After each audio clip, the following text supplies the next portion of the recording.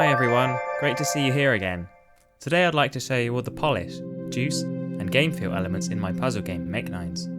At launch, Makenines was praised for being aesthetically beautiful and impressive in its incredible sound and visual design. So I hope that in showing you this, you find some inspiration and that you're able to come up with new ideas on how to polish your own minimalist games.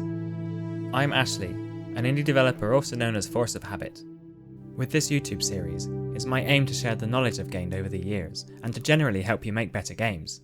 If that sounds cool to you, hit that subscribe button. Before I start, it's worth getting acquainted with what Makenines is. For that, I recommend checking out the game trailer and my previous video on the visual design. Now then, I'm going to take you on a journey through the game, screen by screen, and talk about all the nice juicy stuff. Loading screen. Not much interesting there, unfortunately. Let's not set off on the wrong foot though. Here's the game intro. Look at this. The transition between the intro and the title screen is completely seamless.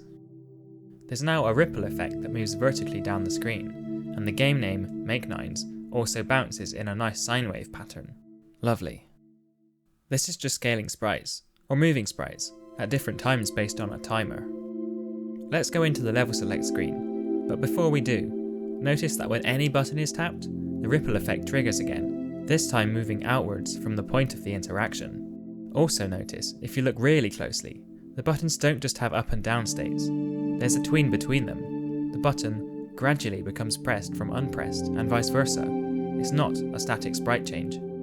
You'll also notice on the transition, the menu items each have their own offset and delay applied, so they move at different times. They use quadratic easing to make them move nicely. Anyway, let's get started in a level. The menu area and level name tweens down from the top, and each grid cell or tile scales up and moves up from nothingness. Each one has its own offset and delay again, which gives a nice effect which you can apply in most places. Let's start interacting with it.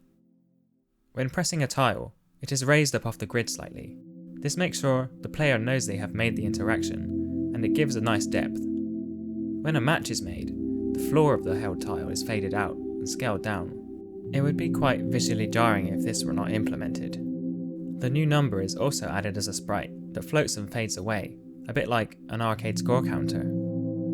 There are also a few subtle particles, coloured to the number of the combined tile, and also a little full screen flash. When a 9 is made, it's a special case. There are more particles added, and a brighter flash too.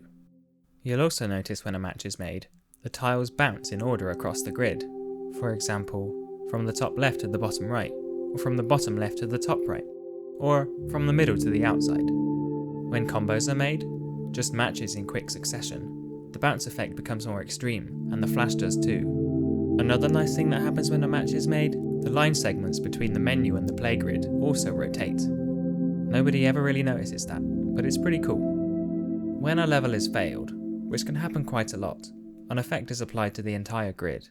The effect makes it look like all of the tiles are placed on a table, and then the table is flipped. This might be my favourite one, because it's a bit like rage quitting. Not that I do that, of course. When a level is completed, gentle particles are shown behind the level complete text. When you press any of the buttons, the text rotates and scales out appropriately. The buttons tween off screen too. There are no harsh cuts, and everything is smooth as butter. This is a concept that I call continuity, and it is applied everywhere else throughout the game, even in the settings.